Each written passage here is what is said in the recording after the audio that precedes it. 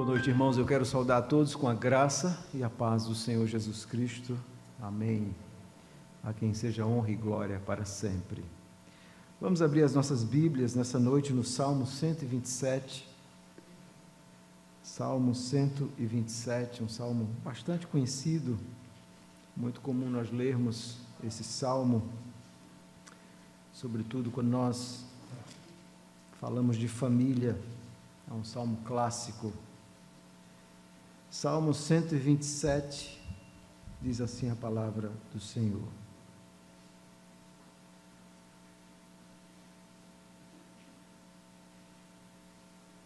Cântico de romagem de Salomão.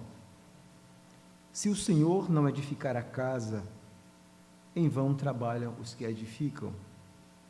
Se o Senhor não guardar a cidade, em vão vigia a sentinela. Inútil vos será levantar de madrugada, repousar tarde, comer o pão que penosamente granjeastes, aos seus amados ele o dá enquanto dormem. A herança do Senhor são os filhos, o fruto do ventre seu galardão. Como flechas na mão do guerreiro, assim os filhos da mocidade. Feliz o homem que enche deles a sua aljava, não será envergonhado quando pleitear com os inimigos à porta. Amém, a palavra do Senhor. Vamos orar, rogando a iluminação do Espírito. Continue com sua Bíblia aberta para acompanhar a exposição bíblica. Oremos. Bendito Deus, louvado e exaltado seja o teu nome. Obrigado por tudo aquilo que o Senhor já falou no nosso coração e tudo aquilo que o Senhor ainda tem reservado para nós. Que o Senhor continue nesse momento nos instruindo, nos ensinando a compreender a Tua palavra, nos ensinando, sobretudo, a aplicar a Tua palavra em nossas próprias vidas. De nada serve sermos meros ouvintes. E é por isso que nós precisamos da graça do Teu Espírito, para que venhamos a aplicar tudo aquilo que ouvimos dominicalmente em nossa vida. Essa é a nossa oração. E que as palavras dos meus lábios e o meditar do meu coração sejam agradáveis na Tua presença agora, Senhor. Em nome de Jesus. Amém. E a família vai bem? Eu lembro que há muito tempo atrás, esse era o título de uma revista de escola dominical. Como está a família? Obviamente, a resposta a essa pergunta depende do grau de comprometimento que temos no Senhor.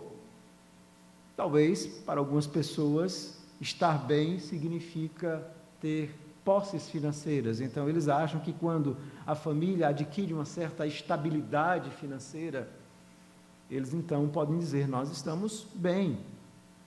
Ou talvez, quando a família, então, consegue concretizar os projetos pessoais, os propósitos, o alvo. Toda família tem propósitos pessoais e, às vezes, conjuntos, e, às vezes, quando nós alcançamos esses alvos, esses objetivos, nós achamos que isso é uma certeza de que a família estará bem. Nesse texto, nós aprendemos uma lição muito importante. E a lição do Salmo é muito clara. Uma família nunca estará bem, nós nunca estaremos bem se o Senhor não for o centro da nossa vida. A mensagem do Salmo 127 é muito simples. A família está bem, a cidade está bem, os nossos filhos estão bem, quando nós tememos ao Senhor. Vamos agora pensar um pouco na mensagem desse Salmo, especificamente do Salmo 127. Poucos livros são mais lidos e queridos do que os Salmos. É difícil um cristão que em algum momento não abra a sua Bíblia e tenha lido um Salmo. João Calvino chama os Salmos de uma anatomia de todas as partes da alma. E ele então vai explicar por quê. Ele diz o seguinte: tenho por costume denominar este livro, e creio não de forma incorreta, de uma anatomia de todas as partes da alma, pois não há sequer uma emoção da qual alguém porventura tenha participado, que não esteja aí representado como no espelho. Calvino diz que quando nós lemos esse livro de Salmos, nós vamos encontrar os mais diversos tipos de salmos, as mais diversas emoções, e de alguma forma nós nos identificamos como espelho, nós nos vemos nesses salmistas, quer sejam em seus lamentos, quer seja em seus momentos de confissão, quer seja em seus momentos de ações de graça, nós nos vemos ali. E é por isso então que ele chama uma anatomia de todas as partes da alma. Mas o que era de fato esse livro de Salmos? Na verdade, nós não temos um único livro, mas são 5 livros.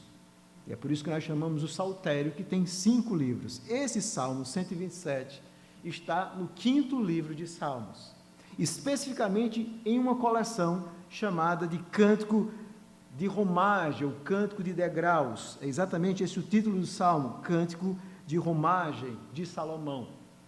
E o que é que significa essa ideia de Cântico de Romagem, ou Cântico de Degraus? Possivelmente essa coleção era usada pelos judeus para serem cantados enquanto eles então se dirigiam para Jerusalém.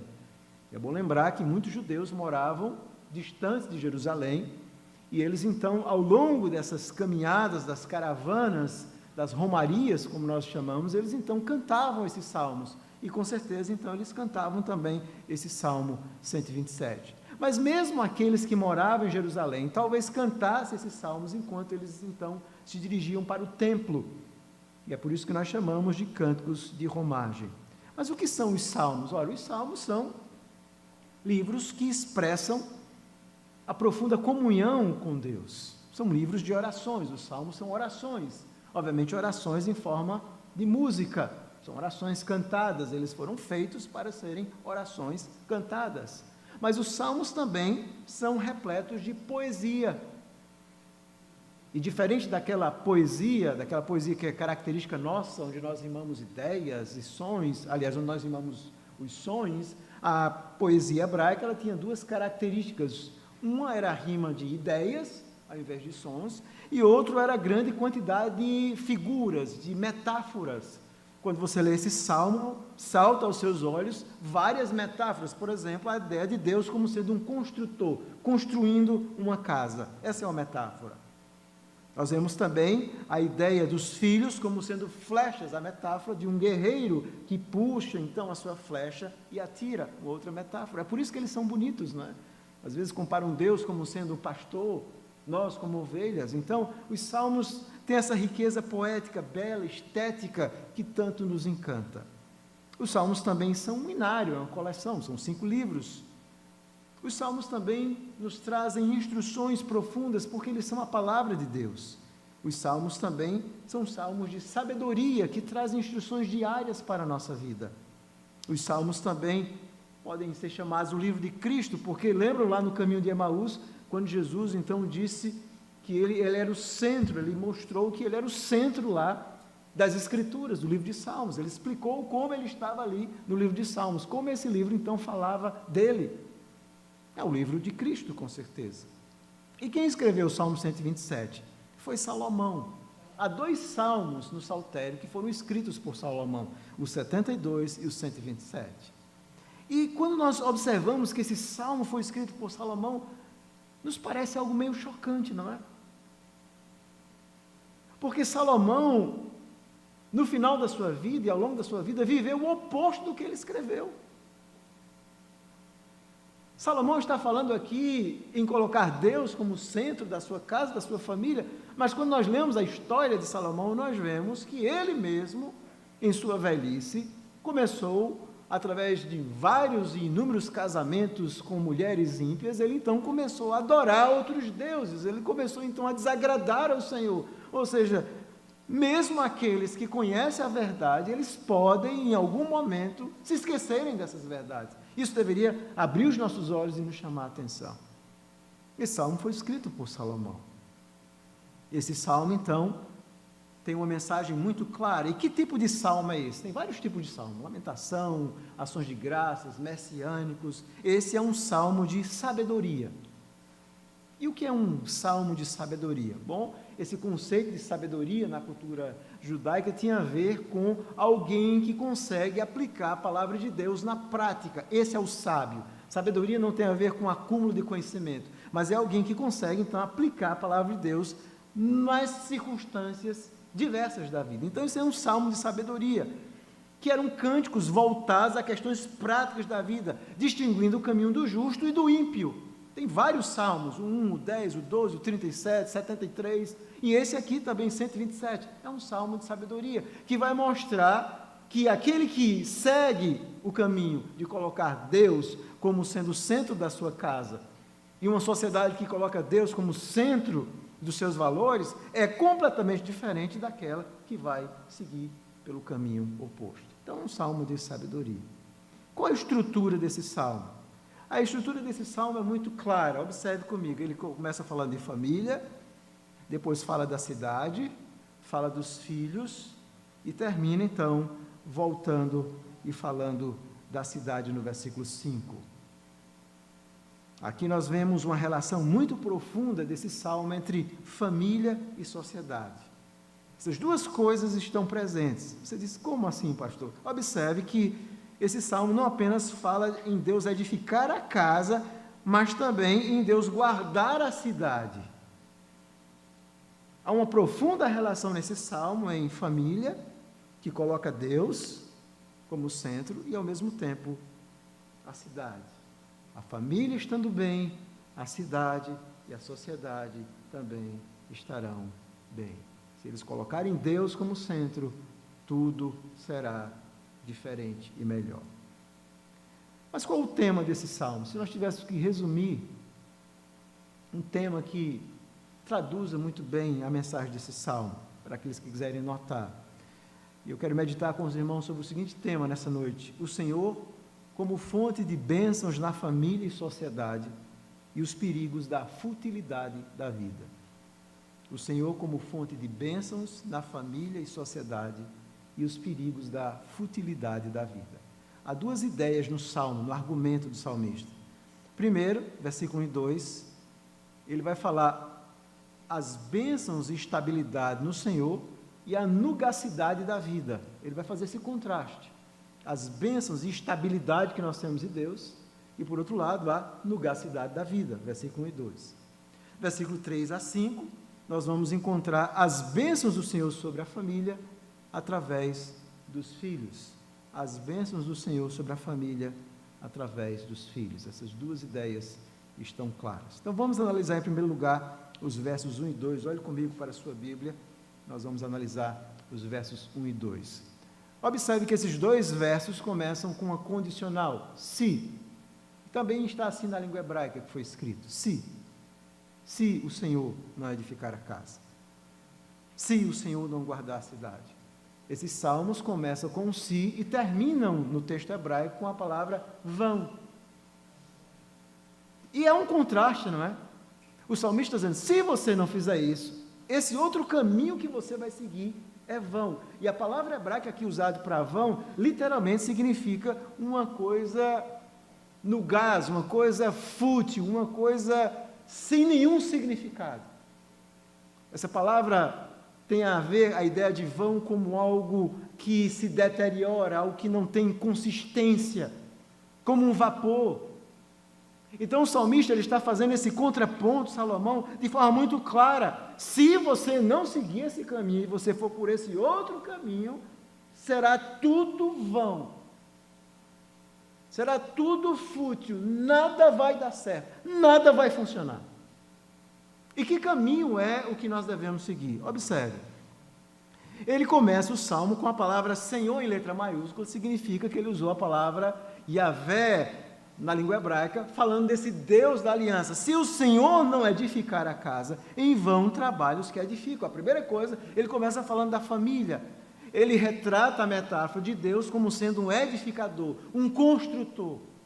Alguém que dá estrutura, que dá forma a alguma coisa. Então ele diz assim, se o Senhor não edificar a casa, e aqui casa significa família lá, se Deus não for o centro de uma casa, se Deus não for o centro de uma família, tudo o que vocês estiverem fazendo é vão, é fútil. não tem significado. É perda de tempo. Se o Senhor não for a base da nossa vida, na nossa casa, tudo é vão. Essa é a primeira premissa importante do salmista. E a segunda é, se o Senhor não guardar a cidade, e aqui cidade, obviamente, tinha um contexto daquele grupo de pessoas que estavam reunidas naquele local, que tem implicação também de sociedade. Se o Senhor não guardar a cidade, em vão vigia a sentinela. Então, existem duas metáforas aqui. Primeiro, em relação à família, Deus é o edificador, Deus é o construtor. Em relação à cidade, é Deus que guarda, é Deus que protege, mas nós temos que dedicar a nossa vida ao Senhor. Se nós esquecemos o Senhor, não adianta tentar trabalhar para a família.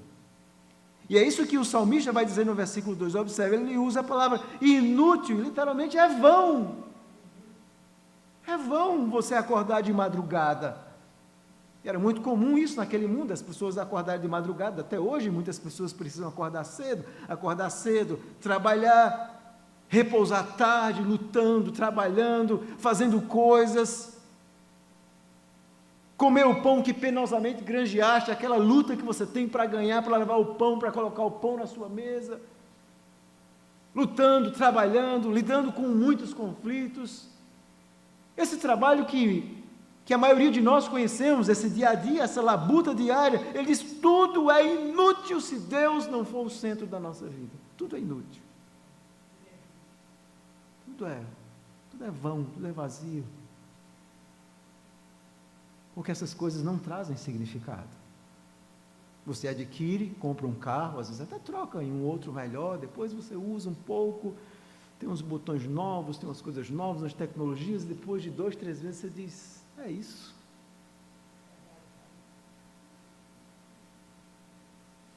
A vida toda é essa. É inútil, é vão. Isso não preenche a nossa alma. É isso que o salmista está dizendo.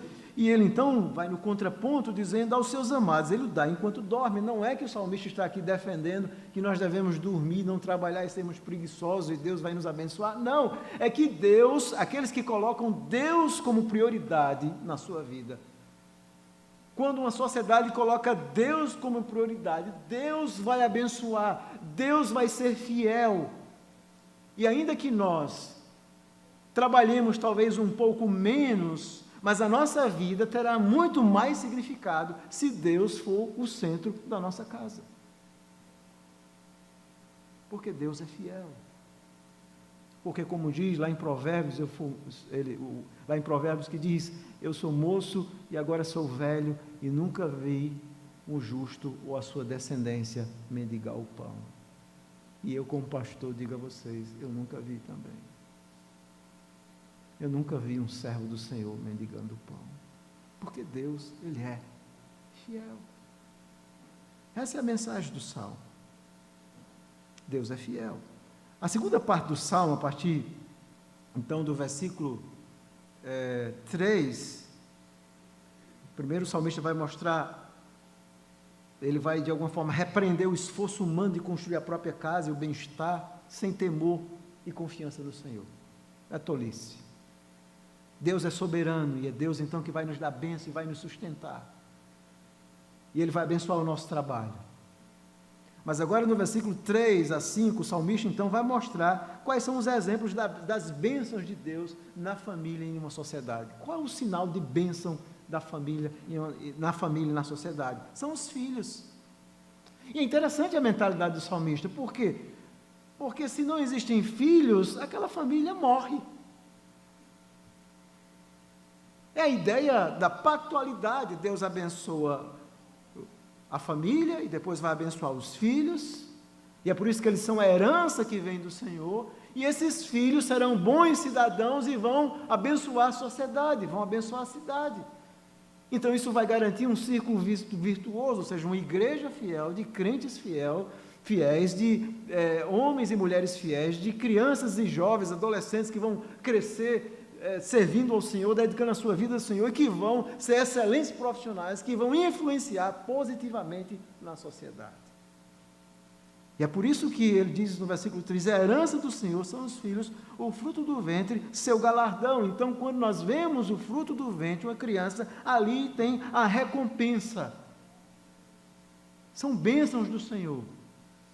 É por isso que os reformadores diziam que a igreja cresce de duas formas, pregando, evangelizando, mas também os filhos dos crentes, então, tendo filhos, tendo famílias, porque isso faz com que a igreja cresça, se desenvolva para a honra e glória do Senhor. São bênçãos pactuais. Deus, então, dá os filhos como herança.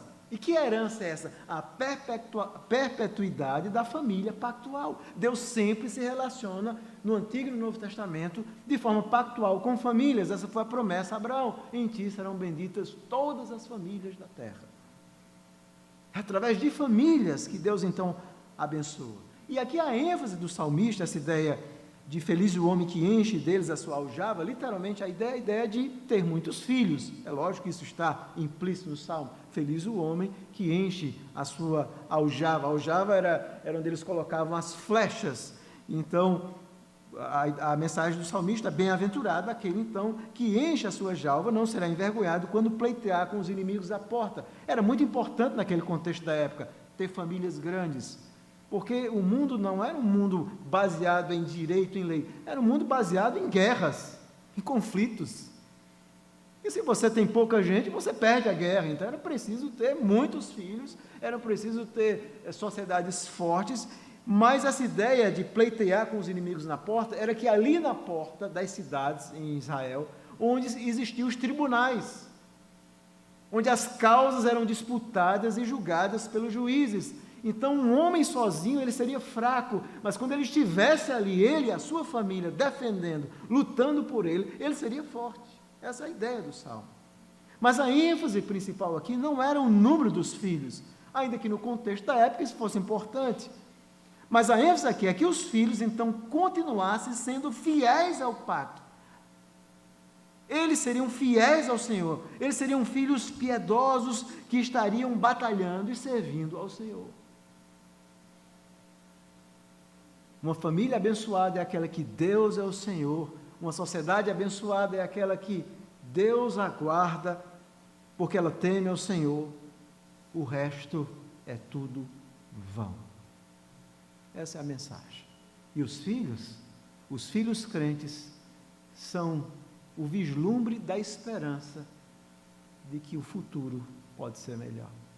Essa é a mensagem resumida do Salmo. Mas quando Jesus estava no caminho de Emaús, e ele então abriu o livro de Salmos, ele disse que ele estava presente, que os Salmos falavam dele. Então, como é que esse Salmo fala de Cristo? Como é que nós vemos Cristo aqui? Obviamente, nós nos lembramos da promessa que Deus fez a Abraão: em ti serão benditas todas as famílias da terra. E essa promessa é cumprida exatamente quando Jesus vem, porque quando Jesus vem, ele estende o pacto, que era restrito a Israel como nação, para nós que somos gentios. Nós que não nascemos judeus, agora, através de Cristo, da fé nele, nós nos tornamos e fazemos parte dessa família gloriosa, dessa família pactual.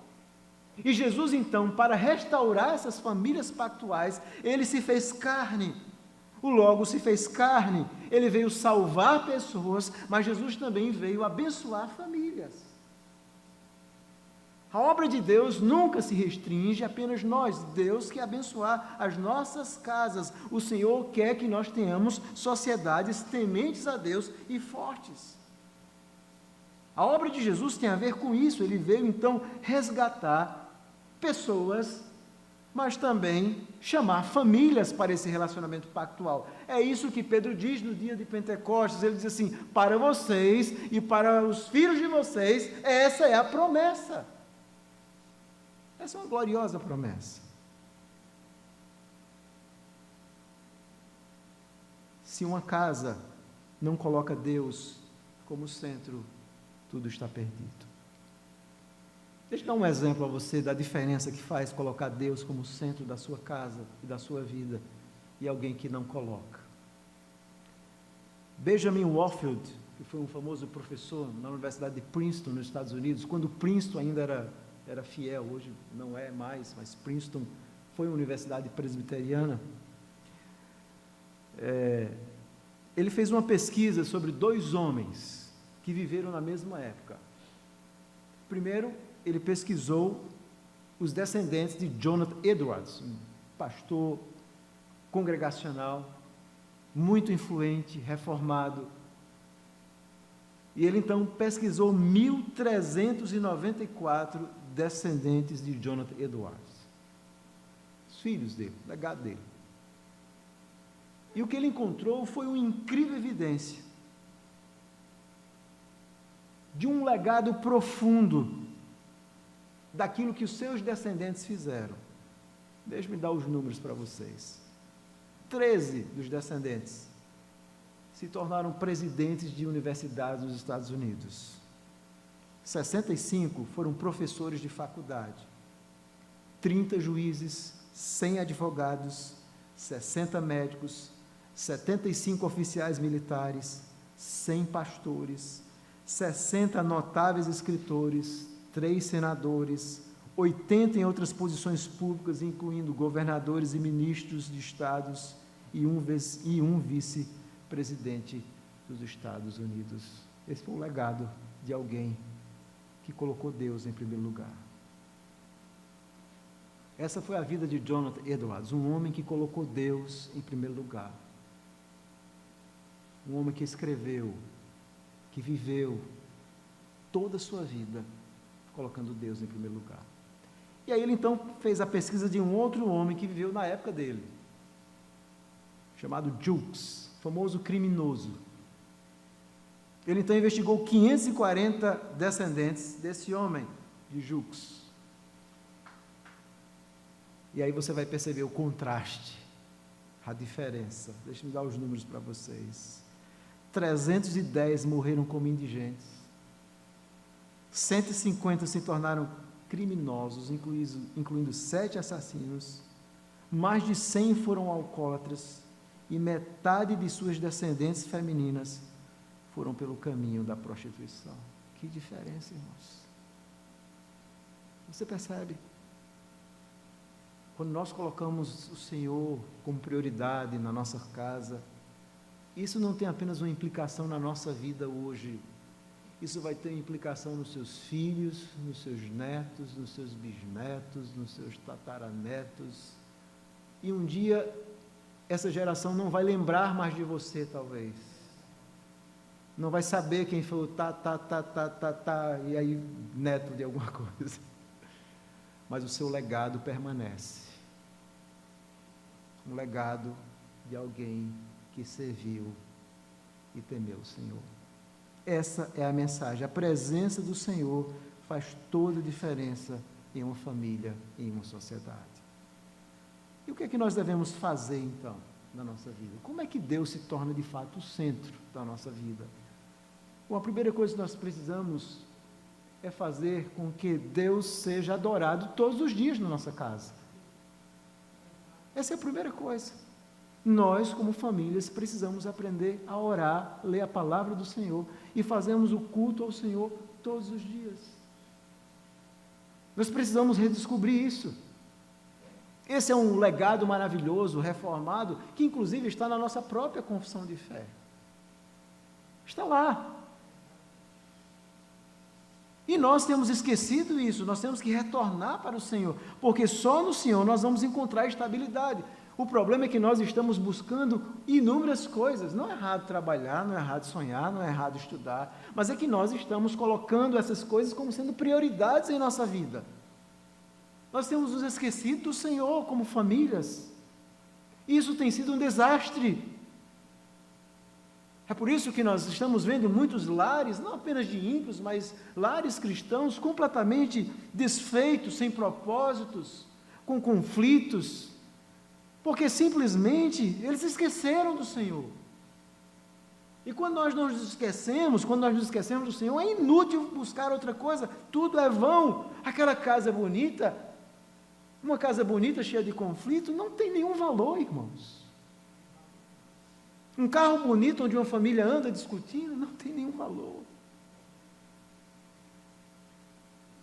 Essa é a mensagem do Senhor para nós. A base de uma família e de uma sociedade estável deve ser Deus. E nós precisamos começar realmente a buscar uma estabilidade verdadeira. Nós precisamos do Senhor.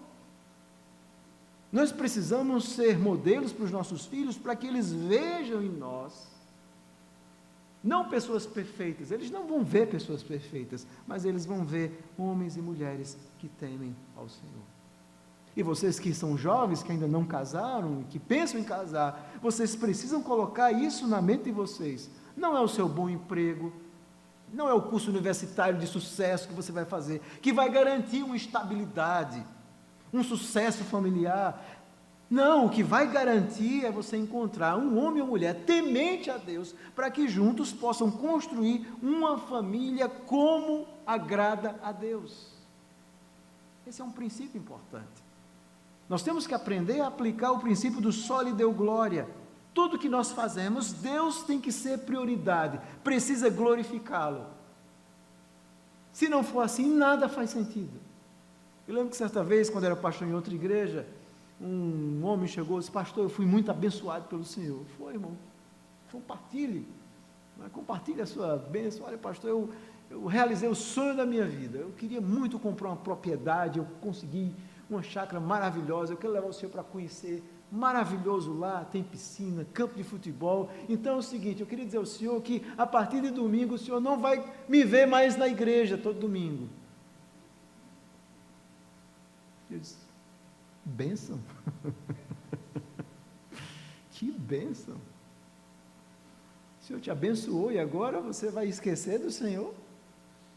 O Senhor te deu esse presente e você agora vai esquecer dele? Você agora era para estar todo domingo, dizer: agora eu vou no domingo, vou até durante a semana, para agradecer ao Senhor. Claro que você deve usufruir, mas se você for usufruir e esquecer do Senhor, meu irmão, isso não faz sentido. Isso não faz sentido.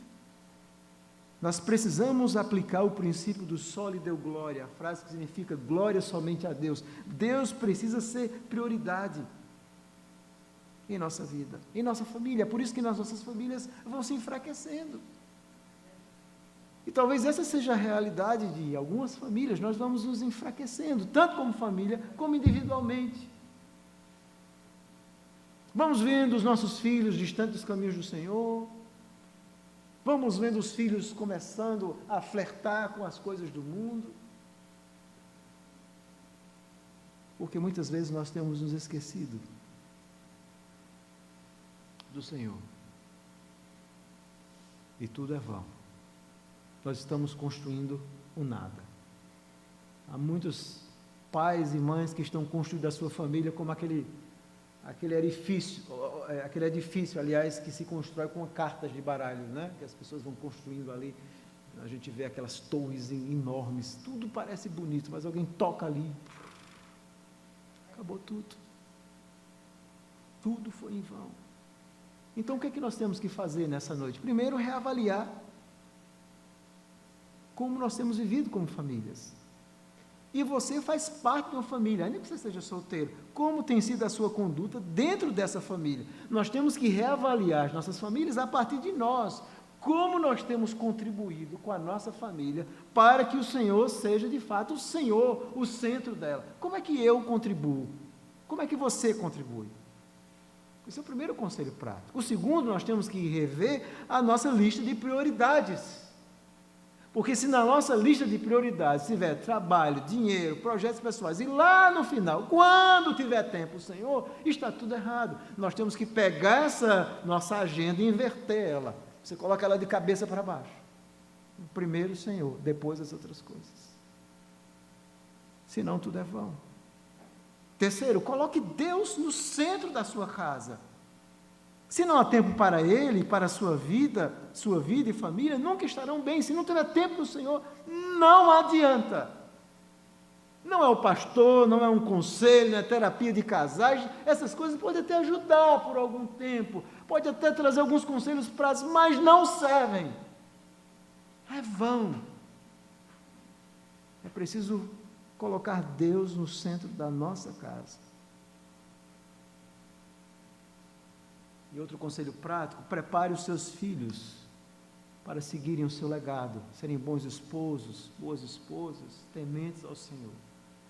para o bem da igreja de Cristo e da sociedade. Nós precisamos preparar para que eles também sigam esse caminho.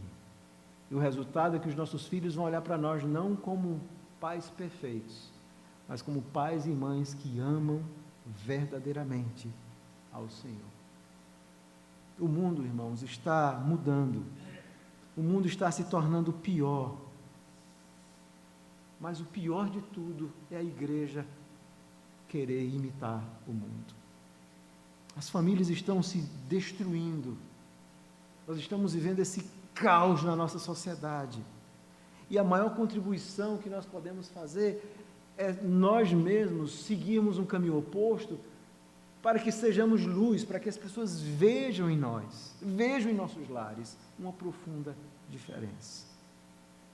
A sociedade está se tornando cada dia mais fútil, buscando coisas vãs, perdendo tempo com coisas que não acrescentam nada. E às vezes nós estamos seguindo esse mesmo caminho, o caminho da nugacidade, de coisas que não acrescentam nada. E é por isso que no fim da noite nós deitamos, olhamos as coisas e dizemos, nada faz sentido. Porque o Senhor não estava em nada. A minha oração é que nessa noite o Senhor faça algo em nossas vidas, em nossas casas, em nossos lares. E essa mudança começa em mim, começa em você. Não espere o seu cônjuge mudar. Mude, busque ao Senhor. E vocês, homens que são líderes espirituais de suas casas, precisam agir como, de fato, Deus os chamou para ser. Líderes. Líderes que levem a sua esposa a conhecer a palavra do Senhor. Chame para o culto doméstico. Se prepare. Faça o seu papel. Se os membros não quiserem, faça só, mas faça. Busque ao Senhor. Faça a sua parte. É isso que o Senhor espera de nós. E hoje, quando nós vamos participar da ceia do Senhor, a nossa pergunta é, o que é que isso tem a ver com a ceia, esse salmo? Né? Tem tudo, não é? Porque o Senhor Jesus veio chamar famílias e a igreja precisa lembrar também. O Senhor, uma igreja é formada de famílias. E todas essas famílias, você imagine, se todas essas famílias colocarem Deus como Senhor, a vida da igreja também será centralizada em Cristo. Então, quando nós, como famílias que servimos e adoramos a Cristo, estamos para participar da ceia do Senhor, a nossa maior alegria é que Cristo então convida todas as famílias e diz, vocês, todas vocês, famílias, vocês fazem parte da minha família. Cristo é o Senhor das nossas famílias, das nossas casas, e Ele então nos chama para participar da ceia do Senhor. Ele diz, venham, participem comigo. Eu morri, salvei vocês, mas o meu objetivo é trabalhar com as famílias de vocês. Em ti serão benditas todas as famílias da terra. E é por isso que nós cremos que a ceia do Senhor nos lembra exatamente disso. O que é que nossa família precisa? Precisa de comunhão com Cristo. Precisa ter essa comunhão diária e constante com Ele. A ceia nos lembra isso. Sem comunhão com Cristo, tudo é vão, tudo é fútil. Só Jesus pode dar significado real à nossa vida. E é assim que nós temos que participar da ceia do Senhor. E talvez você, e eu sei que muitas famílias têm lutado com isso, com filhos que muitas vezes não têm servido ao Senhor, estão distantes dos caminhos do Senhor. Esse é um momento para que você ore também nesse momento. Diga, Senhor, traz os meus filhos para que eles também um dia possam participar comigo da ceia do Senhor. Para que essa família pactual esteja ali reunida, adorando e servindo ao Senhor. Que Deus nos conceda a sua graça para vivermos assim. Amém. Vamos orar. Bendito Deus, louvado e exaltado seja o teu nome, que é santo e glorioso. Obrigado pela tua palavra, pela profundidade, pela riqueza e pelas aplicações que ela nos permite fazer para a nossa própria alma. E hoje nós nos colocamos diante do Senhor, rogando que o Senhor nos abençoe, que o Senhor nos guarde, que o Senhor tenha misericórdia das nossas casas. Eu não conheço a família de ninguém, mas eu quero pedir por todas, inclusive pela minha. Tenha misericórdia dos nossos lares, das nossas casas, porque muitas vezes nós estamos buscando o que é vão. Não nos deixa sermos tolos, Senhor. Às vezes estamos usando muito o nosso tempo com coisas que não edificam, ao invés de estarmos usando o nosso tempo para a glória do Senhor. Então tem misericórdia de nós e nos abençoe nesse momento também, quando vamos participar da ceia. Em nome de Jesus que nós oramos. Amém.